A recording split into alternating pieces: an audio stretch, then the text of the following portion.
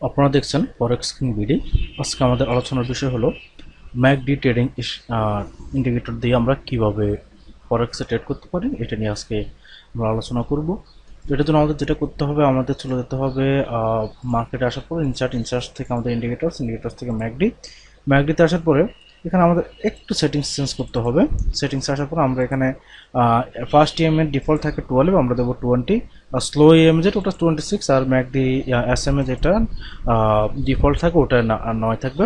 আমরা শুধুমাত্র first EM যেটা এটা এখানে 12 থাকে, আমরা এখানে 20 করে দেবো। দেওয়ার পরে এখানে আপনার ওকেতে ক্লিক করলে আমাদের এরকম একটা ম্যাকডি সেট আপ আসবে। আসার পরে আমরা এই সেট আপ থেকে ট্রেড নেওয়ার চেষ্টা করব আমরা, এবং কীভাবে ট্রেড নেবো আমরা সেটা নিয়ে আপনাদের সাথে আলোচনা করব। তো এই ম্যাকডিতে দিয়ে ট্রেড করার জন্য কিছু কন্ডিশন আমাদেরকে বা কিছু রুলস আমাদেরকে ফলো করতে হবে। এই রুলসগুলো যদি আমরা ফলো করতে পারি তাহলে আমরা ম্যাকডি থেকে ট্রেড করে আমরা ভালো প্রফিট করতে পারবো।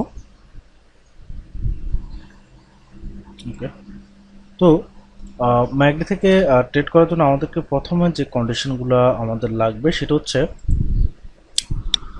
প্রথম কন্ডিশন হচ্ছে আমরা যদি ম্যাকডি ইন্ডিকেটরস দিয়ে ফরেক্স মার্কেটে বাই ট্রেড নিতে চাই তাহলে সেক্ষেত্রে আমাদের প্রথমে খেয়াল করতে হবে আমাদের যে ম্যাকডির ইন্ডিকেটরস এর মধ্যে যে মুভিং অ্যাভারেজটা আছে, হ্যাঁ, এই যে মুভিং অ্যাভারেজটা আছে, আহ, এই মুভিং অ্যাভারেজটা হচ্ছে যে এই যে আমাদের ম্যাকডি যে বারগুলো আমরা দেখতে পাচ্ছি এই বারের নিচে আছে কিনা, হ্যাঁ, এই বারের নিচে আছে কিনা, এটা হচ্ছে প্রথম কন্ডিশন।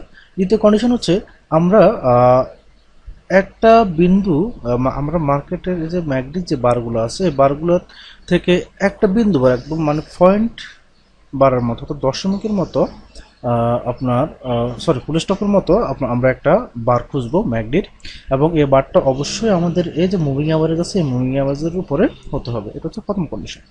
দ্বিতীয় কন্ডিশন হচ্ছে আমরা আরও একটি ম্যাকডি বার খুঁজবো যে বারটা আমাদের প্রিভিয়াস যে বিন্দু বার আছে তার উপরে থাকতে হবে।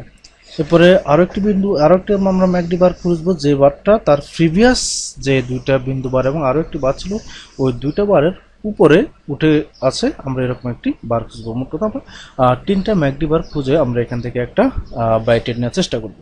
ঠিক আছে, তাহলে আমাদের প্রথম কন্ডিশন হচ্ছে আমরা যদি বাই ট্রেড নিতে চাই তাহলে আমাদের মুভিং অ্যাভারেজটা অবশ্যই ম্যাকডি যে ক্যান্ডেলগুলো বারগুলো আছে বারগুলো নিচে থাকতে হবে, প্রথম কন্ডিশন। দ্বিতীয় কন্ডিশন হচ্ছে আমাদের একটা বিন্দু বার প্রয়োজন, অর্থাৎ আমাদের একটা ফুল স্টপের মতো একটা বা দশমিকের মতো আমাদের একটা বার প্রয়োজন, যে বারটা অবশ্যই মুভিং অ্যাভারেজের আমাদের যেখানে ম্যাকডি মুভিং অ্যাভারেজের উপরে হবে।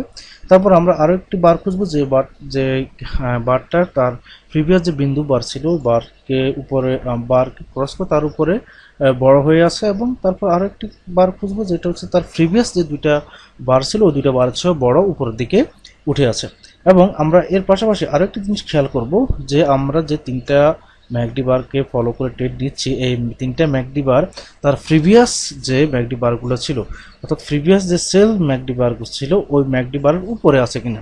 যদি দেখি যে আমরা আমাদের তিনটা ম্যাকডি বারে কিন্তু তার প্রিভিয়াস যে ম্যাকডি যে লাইন বারটা আছে ওই বারের উপরে আছে, তাহলে কিন্তু আমরা এখান থেকে একটা বাই অর্ডার আমরা ওপেন করতে পারি। ঠিক আছে, তাহলে আমরা এখানে যদি দেখি আমাদের এখানে মুভিং অ্যাভারেজের উপরে আমাদের ম্যাকডি বারগুলো আছে এবং বিন্দু পয়েন্টও ম্যাকডি বারের উপরে আছে। তারপরে আমাদের যেই আরও দুইটা ম্যাকডি বার দরকার সেই দুইটা বারও কিন্তু আমাদের মুভিং অ্যাভারেজের উপরে আছে, এবং সর্বশেষ যে বারটা এটা তার প্রিভিয়াস যে দুইটা বার ছিল ওই দুইটা বারের উপরে আছে। আমাদের সব কন্ডিশন মিলে গেছে, এবং লাস্ট কন্ডিশন হচ্ছে যে আমরা যে ম্যাকডি বারগুলো খুঁজতেছি এই ম্যাকডি বারগুলো তার প্রিভিয়াস যে ম্যাকডি লাইন ছিল ওই লাইনের উপরে আছে কিনা। তো প্রিভিয়াস যে ডাউন লাইন ছিল এটা হচ্ছে ম্যাকডি ডাউন লাইন, এই ডাউন লাইনের উপরে উঠছে কিনা। হ্যাঁ, আমরা দেখলাম যে এখানে ম্যাকডি বারটা আমাদের যে টার্গেটের যে ম্যাকডি বারগুলো এগুলো প্রিভিয়াস যে ডাউন ম্যাকডি বার ছিল এগুলোর উপরে আছে। তাহলে আমরা কিন্তু 3 নাম্বার যে তিন নাম্বার ম্যাকডি বারের সময় যে ক্যান্ডেলটা হবে ওই ক্যান্ডেলটা শেষ হলেই ওই ক্যান্ডেলটা সম্পূর্ণভাবে শেষ হলে আমরা ওই ক্যান্ডেল শেষে একটা আমরা বাই ট্রেড নেব, এবং আমরা স্টপ লস দেবো হচ্ছে আমাদের এই যে প্রিভিয়াস যে সেল ম্যাকডি বার ছিল ওই ম্যাকডি বারের যে সর্বশেষ যে লো লেভেলটা আছে ও লো লেভেলটার নিচে আমরা এখানে স্টপ লস দেবো। তো আমাদের এন্ট্রি যদি হয় এখানে আমাদের স্টপ লস আসবে হচ্ছে এই জায়গাটাতে, এটা হচ্ছে যে প্রিভিয়াস সেল ম্যাকডিবারের লো লেভেল। তো এখানে আমাদের স্টপ লস যদি আসে তাহলে হচ্ছে 478, এবং আমাদের টেক প্রফিট হবে আমরা যা স্টপ লস নিয়েছি তার দ্বিগুণ, অর্থাৎ প্রায় 900-1000-এর কাছাকাছি, অর্থাৎ আমাদের এই পর্যন্ত হবে আমাদের টেক প্রফিট। তো আমরা কিভাবে ম্যাকডিবার থেকে বাই নিতে হয় এটা আমরা দেখলাম। এখন আমরা কিভাবে সেল নেব ম্যাকডিবার থেকে সেটা আমরা একটু খেয়াল করে নেওয়ার চেষ্টা করি। তো এক্ষেত্রে কন্ডিশন একই, তবে কন্ডিশনটা একটু বিপরীত হবে। সেটা হচ্ছে আমরা যখন ম্যাকডিবার দিয়ে সেল নেব তখন আমরা প্রথমে খেয়াল রাখবো যে আমাদের মুভিং অ্যাভারেজ যে ইন্ডিকেটরসটা আছে, ইন্ডিকেটরসটা ম্যাকডি বারের উপরে আছে কিনা। হ্যাঁ, আমরা যখন বাই নিচ্ছিলাম তখন আমরা আমাদের যে মুভিং অ্যাভারেজটা এটা অবশ্যই ম্যাকডি বারের নিচে থাকার কথা ছিল, আর যখন আমরা সেল নেব তখন অবশ্যই আমাদের মুভিং অ্যাভারেজটা আমাদের ম্যাকডি বারের উপরে থাকতে হবে।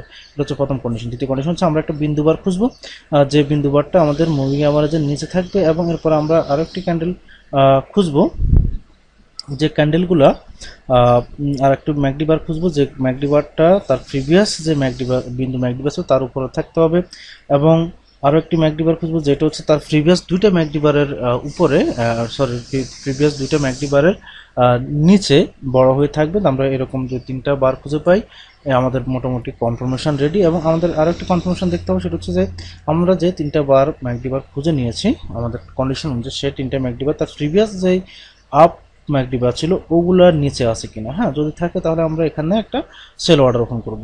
এবং দেখুন আমাদের এখানে কন্ডিশন সবগুলোই মিলে গেছে। তো আমাদের যে 3 নম্বর যে ম্যাকডিবারটা হচ্ছে, এই ম্যাকডিবারটা শেষ যখন হবে, এই ম্যাকডিবার বরাবর যে ক্যান্ডেলটা হবে আমাদের, হ্যাঁ ওই ক্যান্ডেলটা যখন শেষ হবে তখন আমরা ওই ক্যান্ডেল শেষে একটা সেল অর্ডার নেব, এবং আমরা স্টপ লস দেবো হচ্ছে আমাদের প্রিভিয়াস যে হাই ম্যাকডিবারটা ছিল, অর্থাৎ বাই ম্যাকডিবারের যে লেভেলটা ছিল এটা, এই বরাবর আমাদের মার্কেটে যে স্টপ লসটা আসবে, আমরা অ্যান্টি নেওয়ার পর এই বরাবর মার্কেটে যে স্টপ লসটা আসবে, অর্থাৎ এখানে যে স্টপ লসটা আসবে আমরা ওই স্টপ লসটা এখানে সেট করবো। তাহলে আমাদের স্টপ লস আসতেছে 48, আর তাহলে আমাদের টেক প্রফিট হচ্ছে 96 পিপস। দেখুন আমরা কিন্তু এখানে অলরেডি 96 পিপস প্রফিট পেয়ে গেছি। তো এভাবে আমরা যদি ম্যাকডি বাদ দিয়ে ফরেক্সে ট্রেড করতে পারি, আমি যেভাবে বলছি, আমি চাই যে এভাবে করতে পারলে আপনারা অবশ্যই এখান থেকে প্রফিট নিয়ে বের হতে পারবেন, শুধুমাত্র ম্যাকডি বাদ দিয়ে ট্রেড করেই। অন্য কোনো ইন্ডিকেটর আপনাদের লাগবে না, আমি যেভাবে দেখিয়ে দিয়েছি ওইভাবে করতে হবে। তবে আরেকটা কথা মনে রাখবেন, সেটা হচ্ছে ফরেক্সের ধৈর্য ধরে কাজ করতে হবে। ধৈর্য না ধরলে আপনি এখান থেকে আসলে প্রফিট করতে পারবেন না, কারণ এই ম্যাকডি বাদ দিয়ে আপনি প্রতিদিন একটা পেয়ার প্রতিদিন আপনি এন্ট্রি পাবেন না। কোনো পেয়ারে আপনি কন্টিনিউ এই প্রতিদিনই আপনি এই ম্যাকডি দিয়ে আপনি এন্ট্রি পাবেন না, বা যে কোনো স্ট্র্যাটেজি দিয়ে আপনি কিন্তু কোনো এন্ট্রি পাবেন না প্রতিদিনই। সুতরাং আপনি যে কোনো একটা সিস্টেমকে অ্যাপ্লাই করুন, এবং ওই সিস্টেমের ভালো মন্দ বুঝতে থাকুন, এবং ফরেক্সে ট্রেড করতে থাকুন, ইনশাআল্লাহ আপনি সফলতা পাবেন। তো ধন্যবাদ সবাইকে, আল্লাহ হাফিজ।